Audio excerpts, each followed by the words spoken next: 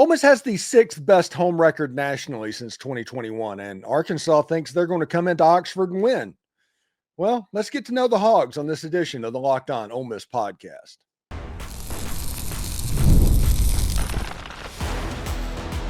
You are Locked On Ole Miss, your daily podcast on the Ole Miss Rebels. Part of the Locked On Podcast Network, your team every day. Welcome to the Locked On Ole Miss podcast, the most watched Ole Miss podcast around. I'm your host, Steven Willis, a 10-year veteran member of the national media with Yahoo Sports and a former Ole Miss staff member. On today's show, it is Know Your Enemy Day, and we bring out John Nabors from Locked On Razorbacks to talk all about Saturday night's game between the Rebels and the Hogs on ESPN. We will talk about the storylines and the players from each team to the historical unpredictability of this game. I mean, Ole Miss absolutely should win this game, but it's not a given at all that they will. We give our paths and predictions on the game as well. It is sure to be another fun chapter of the rivalry. All of that and more on today's Locked On Ole Miss podcast. We're free and available on all the podcast platforms and YouTube. Thank you for making Locked On Ole Miss your first listen every day. And a big shout out to our insiders and everydayers who make this show what it is. Today's episode is brought to you by FanDuel. Football season is right around the corner. Visit the FanDuel app today and start planning your future bets now. Listen, Arkansas has had a very good start to the season this year. They're 2-0. They have wins over Alabama A&M, and they have wins over Arkansas State. Those are the two games. So Taylen Green's Heisman hype, as you will see in tonight's show and the SEC squad, they actually mentioned Taylen Green and the Heisman. And I was like, he has to beat Ole Miss and Notre Dame before he's even considered. But that is off of a game against a team that made Peyton Thorne from Auburn look like a Unitas Award candidate last season. Green threw 6 touchdown passes. I'm not discrediting at all what he did. I'm discrediting who he did it against and why that team has been problematic to defend against quarterbacks in the past. The Arkansas State game, he threw 2 interceptions, just like Austin Simmons threw 2 interceptions against Georgia State. So I'm not 100% sure where the hype is coming from at this point. Again, Arkansas is better than last year. That I don't have any doubt. But I need to see them perform at a very high level. And this game against Ole Miss would be an opportunity for them to do that. So let's talk to John Nabors of Locked On Razorbacks in Thunderdome to find out what this hype is all about. Steven Willis from Locked On Ole Miss, John Nabors from Locked On Razorbacks. And John, I have to know, because you see all of these top 10 lists come out of top quarterbacks in the SEC, and Taylen Green is on there. And I get it. He has 10 touchdowns this season. Everybody's excited about that. But 6 of them came against the team that made Peyton Thorne look like a freaking Unitas candidate the year before. What am I missing? Well, I look at it in the perspective of, did you do what you were supposed to do? Did you look good doing it? Because here's the deal. If he only threw 1 touchdown pass or no touchdown passes against Alabama A&M, it would probably be a talking point of like, uh-oh, well, if you can't do it against Alabama A&M, can you do it against Ole Miss? Can you do it in the SEC? But when you go out and you throw 6, like, I mean, you're going to sit here and say, and right now has to be the Heisman after 6 touchdown passes. No, but it's about doing the job that you're supposed to do. If you're Taylen Green, if you want to be that great quarterback in the SEC, you got to dominate bad teams. You got to dominate bad defenses. And Taylen Green did that in that game. He did it against Arkansas State. And that's why this game against Ole Miss is so important, because it's going to showcase if it's all for naught or if he's actually legitimately going to be considered one of the better quarterbacks in the SEC. You know, we've done these crossovers for multiple years, and I don't know if I've seen you this giddy about an Ole Miss-Arkansas game during our crossover span. You really think that Arkansas has a good chance Saturday? Well, I think the reason you haven't seen it is because we haven't played this early in the season. You know, That's true. Things haven't gone wrong. I mean, last year was a little bit earlier, but Arkansas already lost a few games leading into that. The year before that, I believe, was at the end of the season, like second to last game. Yeah. That was the Auburn lane thing, wasn't it? Yeah. No, that was 3 years ago. That was 2022. Correct. Yeah. And then there was that. And then the year before that was late. So I think that's a big part of it. And Arkansas is undefeated. And again, I know that they have not played high-level competition. I'm not sitting here saying that they have. But you can only play the games in front of you. And in the 2 games that they've played, they've looked really good. It's not to say it's been perfect. I mean, Taylen Green's thrown 2 interceptions. Their defense has had some issues here and there. Definitely far from perfect, but so far the season's perfect.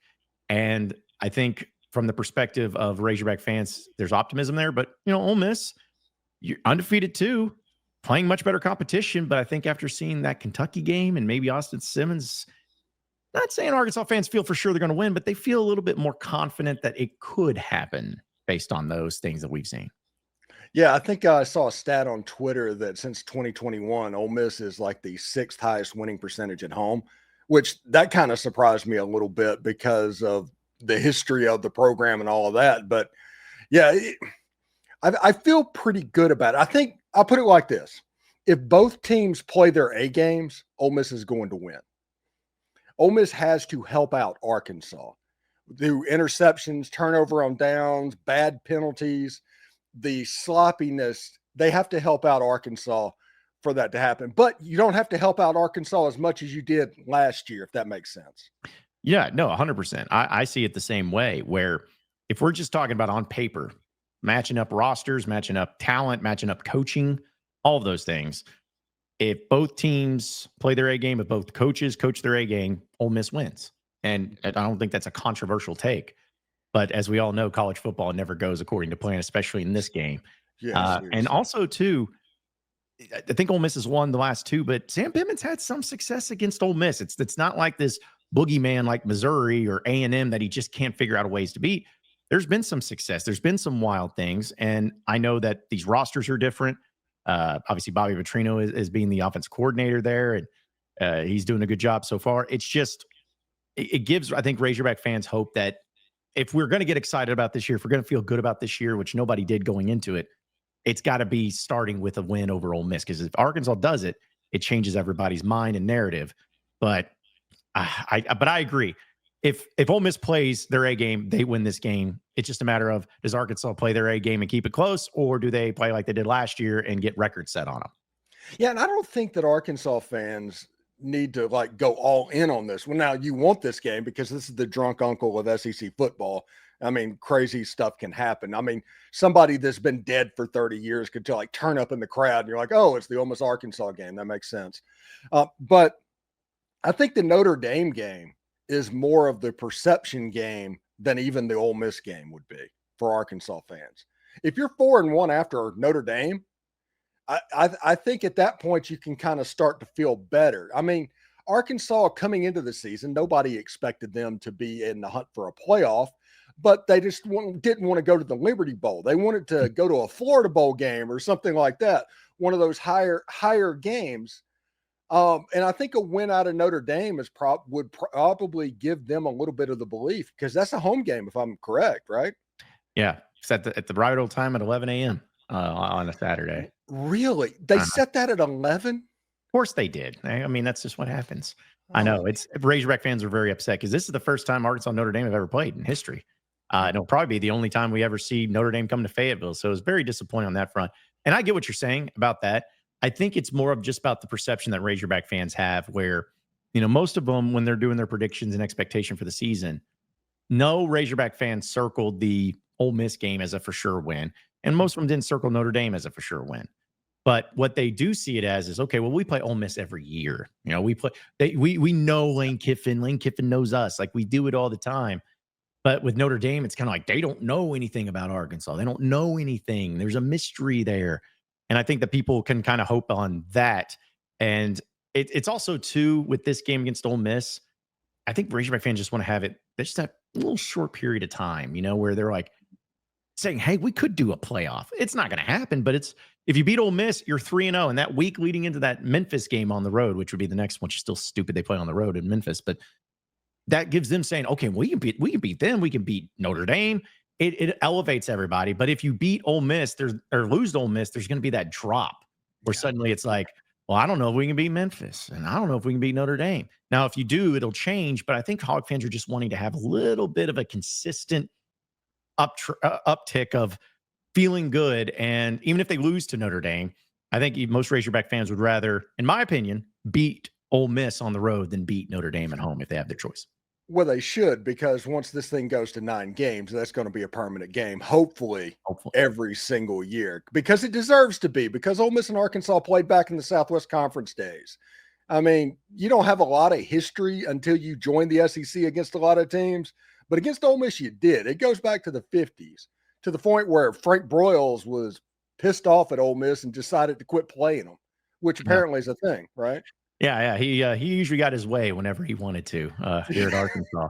But no, I was actually talking about this on my show yesterday in discussing of all the games in the SEC, of all the teams that play each other every year and have played each other every year, you'd be hard pressed to find a game that has had more insane moments and iconic, legendary performances, all that, than these two teams that match up against each other. And I think there's just been a lot of similarities. I think Arkansas leads the series, but only by 7 games. It's not like it's this dominating over history. It's been a lot of back and forth.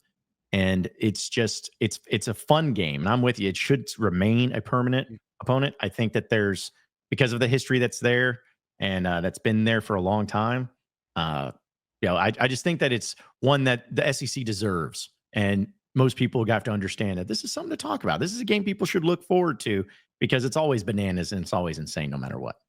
Yeah, and it would be very SEC if Arkansas got like Texas and Oklahoma and Missouri as there's like no original SEC teams in their 3. That would be very SEC to do. Ole Miss and Arkansas need to play. They just do. Yeah. I mean, it's Arkansas is not close to many schools proximity wise, except now they're only 3 hours or so from Oklahoma and Norman, which of course they'll never play each other in that. It's just whatever. But either way, not to say that Oxford is close to Fayetteville, because I think it's maybe 6 hours, 6-7 hours. But the point is like so close in proximity of not only from Little Rock, I think it's a 2.5 hour drive, something like that. But there's a lot of in-state kids that go to Ole Miss. There's some Arkansas kids that if they don't want to go to Arkansas, but they want to not be too far from home, I think Ole Miss is kind of a natural place for that. And so there's just too much history, too many connections, too many similarities for this to not be a constant thing. And at least I can only speak for Razorback fans. I think Razorback fans would be great with it. They would rather play Ole Miss every year than Missouri or, A&M. They'd rather do that. I don't know if Ole Miss fans feel the same way about Arkansas, but it's definitely something that I think Razorback fans are hopeful that it stays and remains in football. Yeah, Ole Miss fans are currently fighting over the right to play Kentucky or Vanderbilt every year. But they know that that's probably not going to happen. The SEC is going to put them with like Auburn, since Auburn's going to get Alabama and Georgia.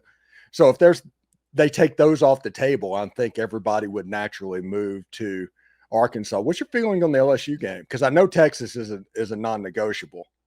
Yeah, I think it's going to be Texas, and I don't think it's going to be LSU, honestly. Because I think LSU, some of those teams just have too many ones that everybody wants to play. I think LSU, they're going to make sure that they play Bama every year. I think LSU plays Ole Miss every year, to be honest. Yeah, they will. Yeah, and then I think they'll probably throw in either a Texas A&M because of whatever history, or maybe Florida because that's kind of developed into one for a while. But that's going to be happening. I think every Razorback fan understands it's probably more than likely going to be Texas, Ole Miss, and Missouri, which, it's not going to be the easiest thing. It's not going to be the most joyful thing because there is some things with LSU. But to me, that makes sense because I assumed that Ole Miss was going to have Mississippi State, LSU, and Arkansas. That's how I viewed it. And so, which again, it makes sense. It fits. But as we know, nobody cares what we think. No one cares what it's about what makes money, and whatever whatever format's going to make the most money for the conference, that's what's going to happen. But I think and also too, a lot will disagree with me. I'd rather have Texas every year than LSU. Some of the newer fans join the SEC one LSU. I'm a newer fan, but playing Texas is always a bigger deal. Like LSU is a big deal. Don't get me wrong, but the history of Arkansas and Texas is there, and they are a big deal. I feel like they got to make that happen. Yeah, absolutely. When we come back, we will talk to John about players to watch from Arkansas. I'll let you know some players to watch from Ole Miss. I'm Steven Willis from Locked On Ole Miss. He's John Nabors from Locked On Razorbacks. We'll be right back after this. It's almost the weekend. Time to look back and crown this week's MVP on Who Delivered, powered by DoorDash. Just like you can win every Saturday with DoorDash streaks, saving more and more every time you order, these players delivered when it matters most. Let's break it down. For Ole Miss, it was Harrison Wallace who delivered in a big way. It was a 4th and 1. When Ole Miss was down 10-0, everything was going sideways. When the pressure was on, he came through. No hesitation, no delay, 55-yard reception, game turned around, and Ole Miss would basically routed Kentucky from that moment on. So if you've been watching week after week, you will know that this performance was not a fluke. Harrison Wallace is on a streak, my friend, and that looks to continue Saturday against the Arkansas Razorbacks. And just like Harrison Wallace delivered for Ole Miss, DoorDash delivers your Saturdays. With DoorDash streaks, you can save every Saturday you order. Stack it all up all season, and you can save up to $250, including $100 in DoorDash credits. Order this Saturday. Keep the streak alive. Fuel your game day only with DoorDash. Terms apply. Promo period runs through November 18th. Do us a favor and like and subscribe and comment on this video. Subscribe to the podcast on whichever audio podcast you're listening to and give it a 5-star review. It costs nothing, but it keeps all of this free, and we want this to be free because free equals fun. If you want more, if you want to tip the program, if you want to do anything like that, join the Insiders program on the subtext link down below. No trolls, 14-day free trial, and the easiest way ever to cancel. So give it a try.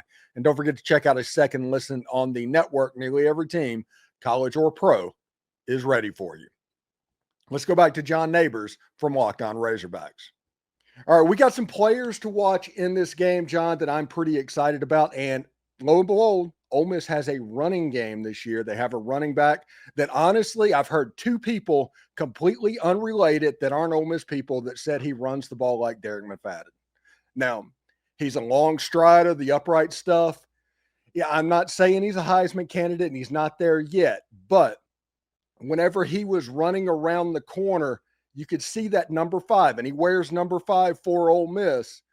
He's a good little back, and he's leading the SEC in rushing. I think that Kewan Lacey is the X factor in this ball game and could be the difference between a shootout for Ole Miss and a 10-point win because you were able to drain a little time off the clock.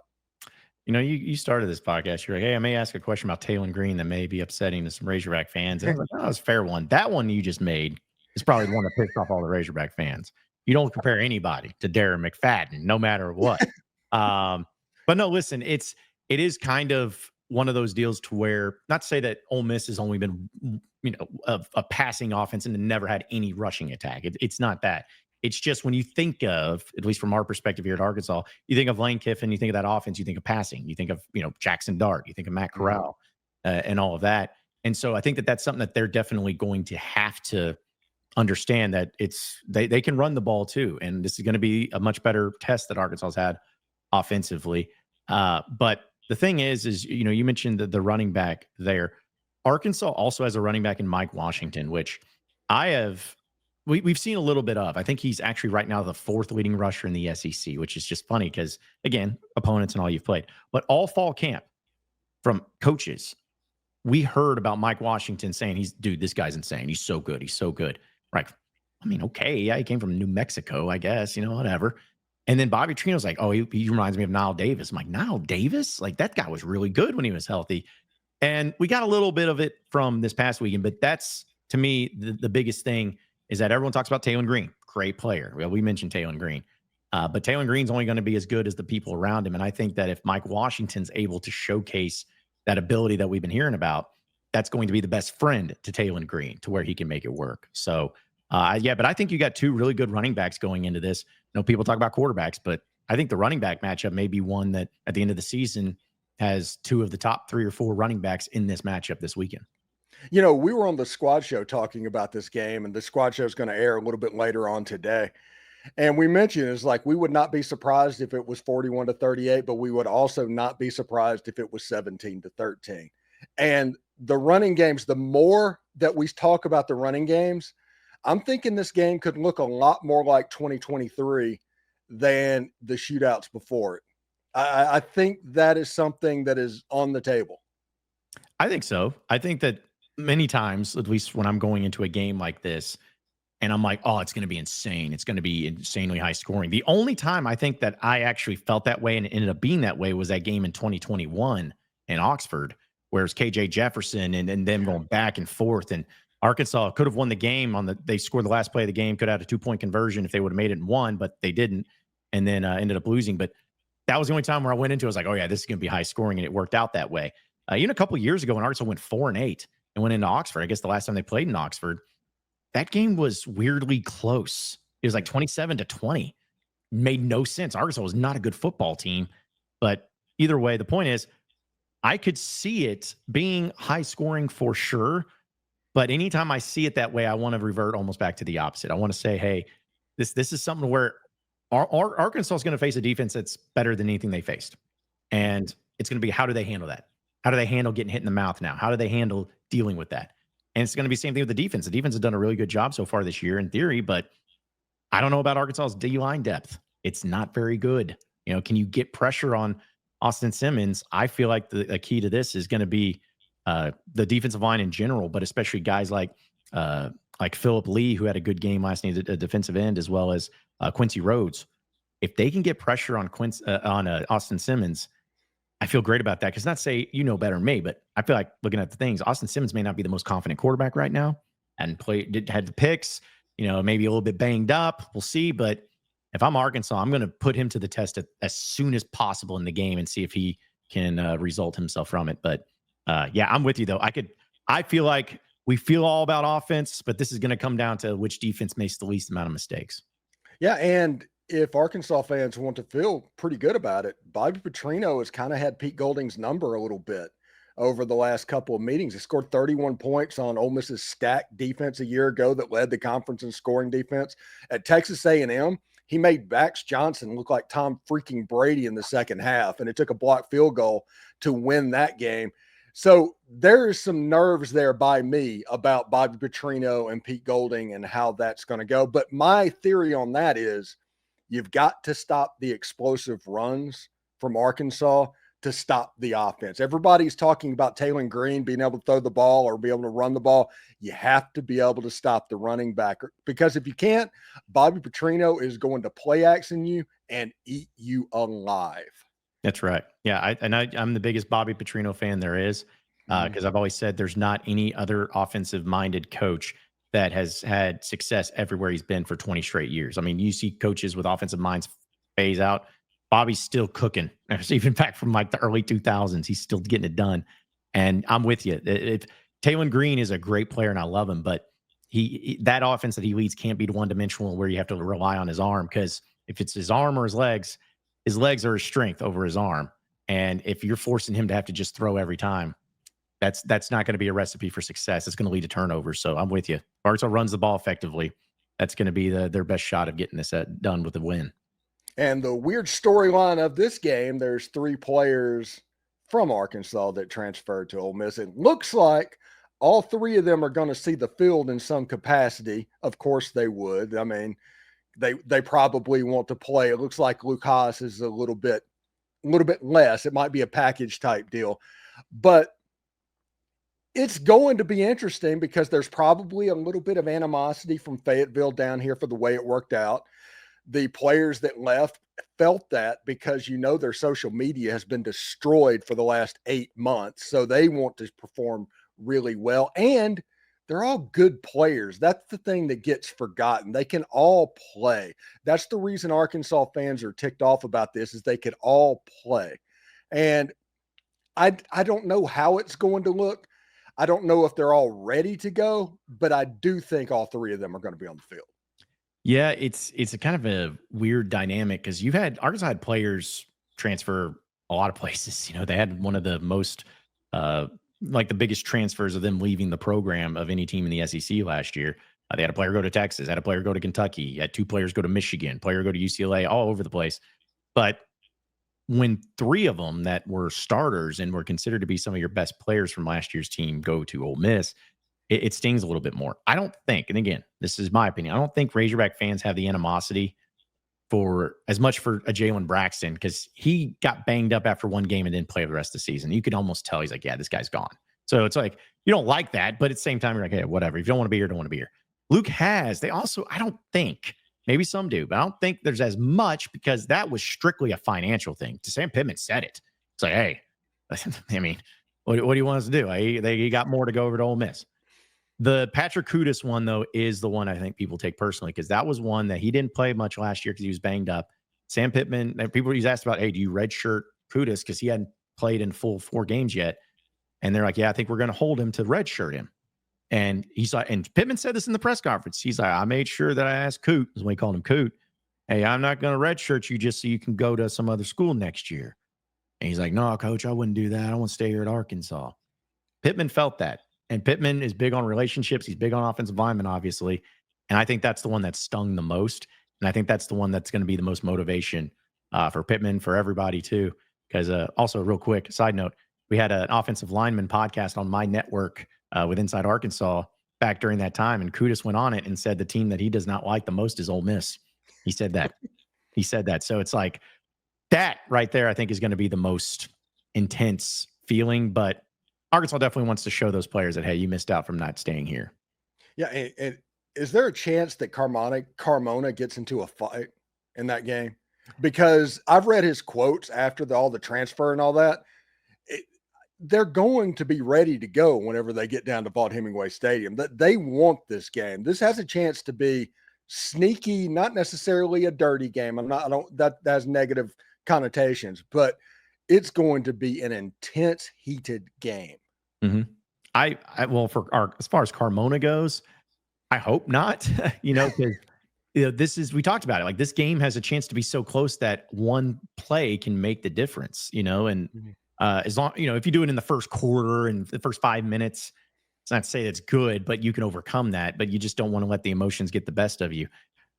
Sam Pittman, though, is not that way. Sam Pittman's not a coach that tells him these things and to go do these things. However, I could tell in the Monday press conference from Sam Pittman that this one means a little bit more in his own way.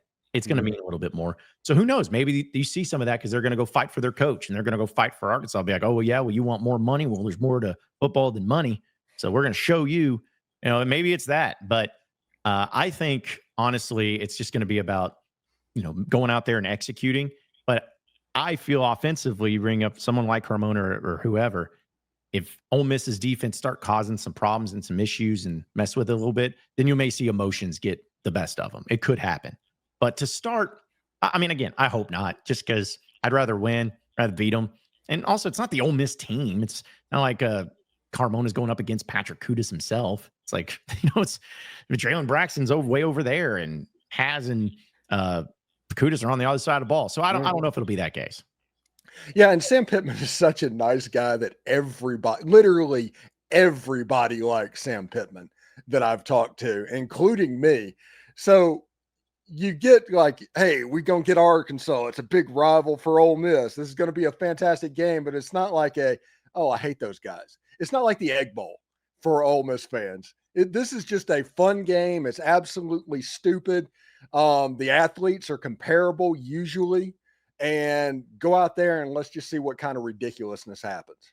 Yeah, I'm with you because, just looking at it recently, I know we talked about the history of these teams, but one of my favorite things, I know Razorback fans love the fact that the Hunter Henry heave play kept the Ole Miss Rebels out of the SEC title game for their first time to be in it. Like, we like that. That's kind of funny, because it's so stupid that's what kept them out. But things like that, I think stick with people. And same thing with Ole Miss. Like, I don't think Ole Miss ruined any season for Arkansas or any chances of it, but there has been so many times where Arkansas may have felt like they were better than Ole Miss and they lose. And then there's times I'm sure that Ole Miss felt like they were better than Arkansas and they lost. I think back to that game in Fayetteville, I guess in 2022, Arkansas, every game they played was a 1-possession game. They were a 6-6 team. They had gotten blown out in some cases, it seemed like, but they blow out Ole Miss at home. Everyone's like, why? Like, why did this happen? So it's just, it's nothing about like the animosity towards Ole Miss itself or any of that. It's more of just the animosity of the similarity of it and also the weirdness to where we're just hoping that we're not the one that is on the bad end of the weird game this time around. Yeah, and I think it was Danny West that had a tweet like 5 years ago that says no team from Arkansas should never lose to either team from Mississippi in anything. And since then, Mississippi State and Ole Miss have won baseball national champions. The football team at Ole Miss is cooking. It is the all-time boomerang tweet that I can think of. Yeah, no, I mean, and that's what's really upsetting. Thank you for bringing it up about Ole Miss and Mississippi State winning baseball titles for Arkansas. It's great. But I will say though, to be honest, your fans may not like this, but Arkansas fans in general feel about their program that football, generally speaking, should be just as good, if not better, than Ole Miss. Now, I'm not taking anything away from them. I'm not saying that Arkansas is going into this looking down upon Ole Miss. I think Razorback fans say, well, you got Lane Kiffin. We got Sam Pittman. And it's like, okay, yeah, you're winning because you got Lane Kiffin, not because you're Ole Miss. It's because you got Lane Kiffin. Razorback fans view it in the lens of, if you got two great coaches going at it, two great programs going at it, two great rosters going at it, if everything's even on the field itself, Arkansas is always going to win. That's how they view it. Mm-hmm. Now, it hasn't been even. And honestly, that's how they should view it, honestly, or else why be a fan? Exactly. And I think also, too, when Hugh Freeze was at Ole Miss, Arkansas had a lot of success against him. And I think that's also added because that at the time, and you know this, Steven, that was at the time viewed as like the greatest run of Ole Miss football to that point that they had in a long time. And Arkansas fans were like, yeah, even in their best, they still can't beat us. So yeah, they couldn't beat Burt. Oh my goodness, they couldn't beat Burt. For whatever reason, I could not understand. But I think there's a big element of that too. Yeah. So it should be pretty good. All right, when we come back, we'll talk about paths to victory and what is our prediction for this game. Honestly, I'm not at a number yet, but I will get there hopefully by the time we make a prediction. So stick around. Mazda crafts cars for those who do more than simply move. You can feel the Japanese craftsmanship in every detail, from the metallic accents to available Napa leather upholstery. You can make everyday drives feel like anything but, from smooth handling to intuitive controls. With all-wheel drive standard in every crossover SUV, you can drive with confidence through most any season.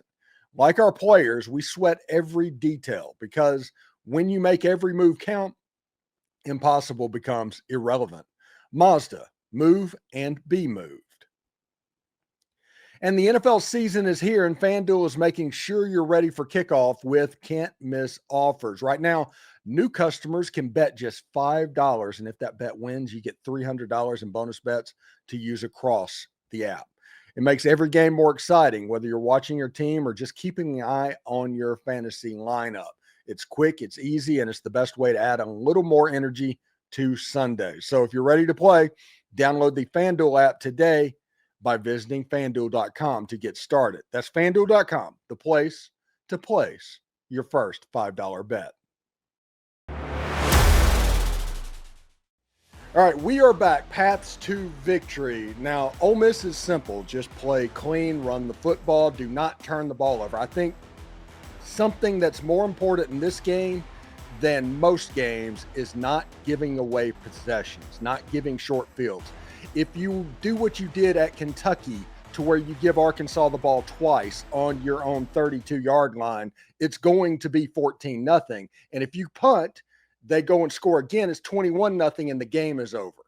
That is what you have to prepare against in this game, and I think they're going to do that. Austin Simmons' first home game, 2 interceptions. First road game, 2 interceptions.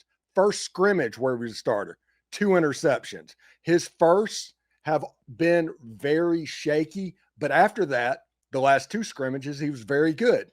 And so I am curious to see what he looks like. Take care of the football, play a clean game, try to maximize as much as possible, because the deep, dark, dirty secret that is out there right now, Ole Miss has started the first quarter very slow this season. They have dominated the second, third, and fourth quarters of the game. The problem is the Kentucky game, you were down 10-0. It doesn't, when that happens, it's not a 30-10 run in the game. You're like, oh, you only beat Kentucky by 1 score. But that is the reality of what happened. So I think that is the pathway for Ole Miss to win the game. Just play clean and do what you're supposed to do. Don't give Arkansas short fields and value possessions. Yeah, because with Arkansas, they have offensively, at least, their first 2-3 drives of their games have been incredible. Like they just, because that's one of my favorite things about Bobby, even when he was back at Arkansas as the head coach way back when. The dude has opening drives like nobody's business. He can scripts. I mean, he can just do it. And so to me, if Ole Miss stops that, or if Arkansas doesn't score on their first possession, I'm like, oh, I don't like that. You know, it's like I don't like the way that looks.